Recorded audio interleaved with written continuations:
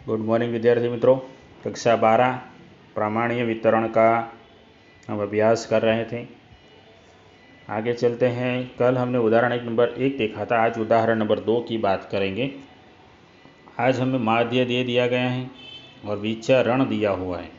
माध्य दिया गया वो तो ठीक है, लेकिन विचरण जो है वह सिग्मा स्क्वायर होगा, तो हमें उसका वर्गमूल लेना पड़ेगा, तो हमें प्रमाप विचलन मिलेगा। जो विचरण है उसमें से हमें प्रमाप विचलन बनाना पड़ेगा। तो ये मुख्य रूप से देखा जाए वो दो चीज़ें हो गई हमारी, ठीक है। उसके बाद हमें सवाल में पूछा गया है कि x का मूल्य 26 से कम और 14 से अधिक, तो 26 से कम होगा, तो x का मूल्य 26 से कम होने की संभावना, ये 26 से कम होने की संभावना है। तो ये x का सूत्र है हमारे पास, और ये 26 से कम यानी ये हमारा z हो गया। वैसे उसी में हम यहाँ पर माध्य का मूल्य रखेंगे और बटे जो है सिग्मा का मूल्य है। तो 26 में से 20 माइनस करेंगे तो 6 को 4 से भाग देंगे तो 1.5। z का मूल्य 1.5 से कम है, याद रखिए। इसी के आधार पर हमारा चित्र बनेगा। z का मूल्य 1.5, यहाँ पर भी समझा देते हैं। चलिए, कि z का मूल्य 1.5 मतलब क्या हुआ।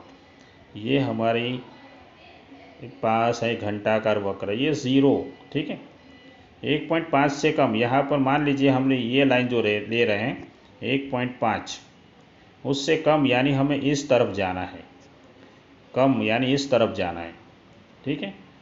ये सारा का सारा जो विस्तार आप लोग देख रहे हैं, इसी का हमें क्षेत्रफल ज्ञात करना है, इसी का। तो देखते हैं, देखिए यहाँ पर 1.5 से कम यानी ये पूरा विस्तार ले लेना है। हमने बताया अभी आप लोगों को। इसके अंदर दो चीज़ें होगी, बराबर का निशान करके दोनों को प्लस करके दिखाएंगे। एक तो ये जो आप लोगों को दिख रहा है ये पूरा आधा, ये पूरा आधा जो है यहाँ पे ले लेना है। ये जो आधा जो है उसका मूल्य हमें पता है 0.5 है, और बाकी का ये जो दिख रहा है ये जो दिख रहा है वो यहाँ पे दर्शाना है, यहाँ पे।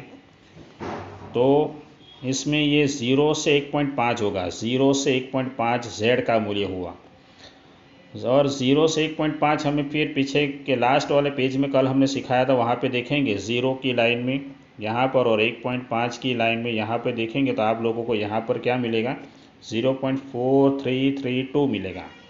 फिर इन दोनों को प्लस कर देंगे तो हमें मिलेगा 0.9332। उसी प्रकार से यदि 14 से अधिक लेंगे तो x का मूल्य यहाँ पे 14 लेना है, ये माध्य और ये विचरण हो गया। फिर उसका हल -1.5, देखिए -1.5 बताया गया है, तो माइनस होगा तो यहाँ पे ये लाइन यहाँ पे आएगी माइनस वाले इलाके में, और z जो है उससे अधिक है यानी यहाँ का पूरा एरिया, पूरा विस्तार हमें ले लेना है। इसमें भी दो हिस्से बनेंगे। तो ये जो आप लोगों को दिख रहा है ये यहाँ पर लिया हुआ है, इसका मूल्य हमें पता है कि 0.5 है, और बाकी जो दिख रहा है वो यहाँ पे लिया गया है 0 से लेकर -1.5। तो ये जो -1.5 से 0 है उससे हम सममितता के आधार पर उल्टा कर देंगे, प्लस कर देंगे। इसको यहाँ पे लिखना है और इसे यहाँ पे लिखना है, ठीक है। और इसका मूल्य तो हमें पता ही है 0.5। अब 0 से 1.5 का मूल्य हमने ऊपर भी देखा था 0.4332, उसमें ये प्लस कर देंगे तो हमें आंसर मिलेगा 0.9332। बहुत ही आसान और सिंपल सा सवाल था। आगे चलते हैं। इसमें भी आप लोगों को औसत संख्या यानी माध्य दे दिया गया है, ठीक है, और प्रमाप विचलन दे दिया गया है सिग्मा। ये दो चीज़ें महत्व की जो है वो हमें दे दी गई हैं। फिर हमें विद्यार्थियों की संख्या 68 से अधिक और 32 से कम, ऊपर वाला सवाल देखा उसी के जैसा है, 68 से अधिक और 32 से कम। तो चलते हैं, देखिए यहाँ पर 68 से अधिक, तो ये 68 यहाँ पे लिखा है, ये हमारा माध्य और ये विचरण प्रमाप विचलन है। इसका हल निकालने पर मिलेगा 1.2। z का मूल्य 1.2 से अधिक है, तो ध्यान से देखिए, थोड़ा यहाँ पर भी बता देते हैं कि z का मूल्य यदि 1.2 से अधिक है, ये तो आपको पता ही है 0 है, प्लस होगा तो इस तरफ आएगा, माइनस होगा तो उस तरफ जाएगा। 1.2 से अधिक, 1.2 से अधिक, तो ये वाला इलाका लेना है, ये वाला विस्तार हमें लेना है। इसके लिए हमें माइनस करना पड़ेगा। देखिए यहाँ पर ये विस्तार लेना है तो हमें ये तो पता ही है, ये 0.5 है, उसमें से माइनस करेंगे बीच में ये वाला विस्तार, ये वाला माइनस करेंगे, तो ये माइनस करेंगे तो हमें ये मिल जाएगा। ध्यान से देखिए, फिर से बताता हूँ, जैसे 0.5 है उसमें से माइनस करेंगे इसे तो हमें ये मिलेगा, ठीक है। तो इसीलिए हमें यहाँ पे माइनस लिखना है। ये जो आप लोगों को दिख रहा है वो 0.5 है, और ये जो दिख रहा है 0 से 1.2, 0 से 1.2 का मूल्य हमें पीछे के कोष्टक पर से कितना मिलेगा, 0.3849। फिर माइनस करेंगे इन दोनों को तो हमें आंसर मिलेगा ये वाला। उसी प्रकार से देखा जाए तो 32 से कम के लिए यानी लेस धैन, तो यहाँ पर हमें 32 लेना है, माध्य और ये प्रमाप विचलन। तो यहाँ पर z का मूल्य -1.2 से कम बताया गया है, -1.2 से कम, तो इसमें भी हमें ये 0.5 लेना है, ये वाला, उसमें से ये माइनस करेंगे। देखिए माइनस दिखाया गया है, तो माइनस किया हमने इसका मूल्य तो हमें मिला है 0.1151। तो ये दो सवाल उदाहरण नंबर 2 और 3 बहुत ही आसान थे। उदाहरण नंबर 4 में चलते हैं। औसत वजन दे दिया गया है और प्रमाप विचलन, ये दो महत्व की चीज़ें दी गई। औसत वजन यानी माध्य और प्रमाप विचलन यानी सिग्मा हमें दिया गए हैं। तो क्या दो सवाल दिए गए हैं, 55 और 65 किलोग्राम के बीच और 35 और 45 किलोग्राम के बीच उसकी संभावना का मान। उदाहरण नंबर 1 हमने जो कल किया था बिल्कुल उसी के जैसा है, ये बीच में है, 55 और 65 के बीच। तो यहाँ पर 55 रखेंगे और यहाँ पर 65। बाकी दो चीज़ें तो हमें पता ही है, ये कितना है, माध्य कितना है और सिग्मा कितना है।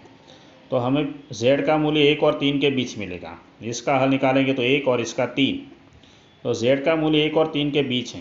ध्यान से देखिए, यहाँ पर ये लाइन खींचेंगे तो 1 और ये लाइन खींचेंगे तो 3, तो z का मूल्य इन दोनों के बीच में है। अब इन दोनों के बीच में हमें ज्ञात करना हो तो कैसे करेंगे, देखिए यहाँ पर हमें यहाँ से यहाँ तक ले लेना है, यानी 0 से 3। 0 से 3 में से हम ये 0 से 1 वाला जो दिख रहा है आप लोगों को बीच में, ये वाला, ये माइनस कर देंगे। 0 से 1 वाला माइनस करेंगे, ठीक है। 0 से 3 में से माइनस करेंगे 0 से 1 वाला, तो हमें मिल जाएगा 1 से 3 के बीच। तो ये 0 से 3 और ये 0 से 1, उसमें 0 से 3 का मूल्य कोष्टक पर से ले लेंगे, 0 से 1 का मूल्य लेंगे, कल भी किया था ये मूल्य आप लोगों को याद होगा। फिर माइनस करेंगे तो हमें क्षेत्रफल मिलेगा 0.1574। उसी प्रकार से आप लोग 35 किलोग्राम से 45 किलोग्राम का भी कर सकते हैं, -3 से -1 के बीच है यहाँ पर। फिर उसका भी हमने ऊपर देखा वैसे ही कर सकते हैं, 0 से 3 और 0 से -1 वाला माइनस कर देते हैं, बिल्कुल उसी के जैसा आंसर आएगा, कुछ नया नहीं है। उदाहरण नंबर 5, इसमें भी औसत आय और प्रमाप विचलन दे दिया गया है और हमारे सवाल हैं 10,000 और 25,000 के बीच, 12,000 और 22,000 के बीच, ठीक है। चलते हैं, ये हमारा माध्य और प्रमाप विचलन तैयार हो गया।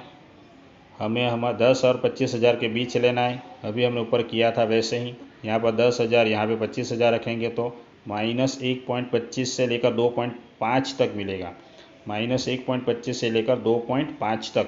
इतना सारा विस्तार हमें ज्ञात करना है। इसके अंदर दो हिस्से हो गए, यहाँ से काट देंगे तो ये वाला जो है यहाँ पर रखा हुआ है और ये वाला जो है उसे यहाँ पर रखा हुआ है, ठीक है।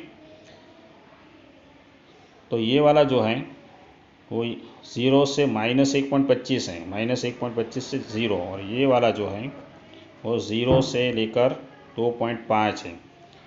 फिर उसे हम सम्मितता के आधार पर उल्टा कर देते हैं, ठीक है, ऐसे प्लस में बना देते हैं।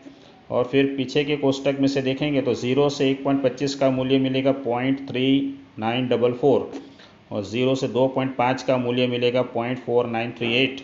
इन दोनों को प्लस करेंगे हम लोग, प्लस करेंगे तो आंसर मिलेगा 0.8882।